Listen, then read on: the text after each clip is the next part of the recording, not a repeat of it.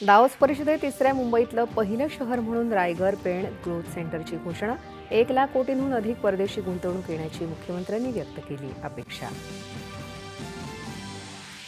Davos परिषदेदरम्यान मुख्यमंत्र्यांच्या उद्योग क्षेत्रातल्या धोरणांसोबत भेटीगाठी. नवोन्मेष, तंत्रज्ञान आणि गुंतवणुकीसाठी दावोस शिखर परिषद महत्त्वपूर्ण. मुख्यमंत्री. पुढील 5 वर्षे भारताचा विकास दर 6 ते 8% दरम्यान राहणार. भारत कृत्रिम बुद्धिमत्तेचं केंद्र म्हणून विकसित होत असल्याचं अश्विनी वैष्णव यांचं प्रतिपादन. दहशतवादासारख्या सामायिक समस्यांना तोंड देणाऱ्या स्पेन आणि भारतानं परस्परांसोबत अधिक सहकार्यानं काम करण्याची गरज परराष्ट्रमंत्री डॉक्टर जयशंकर यांनी केली व्यक्त.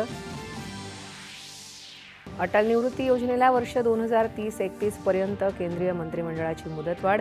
सिडबीला 5,000 कोटींचं अर्थसहाय्य देण्याचा निर्णय. जिल्हा परिषद आणि पंचायत समिती निवडणुकीसाठी उमेदवारी अर्ज भरण्याच्या आजच्या शेवटच्या दिवशी अनेक ठिकाणी उमेदवारांची गर्दी.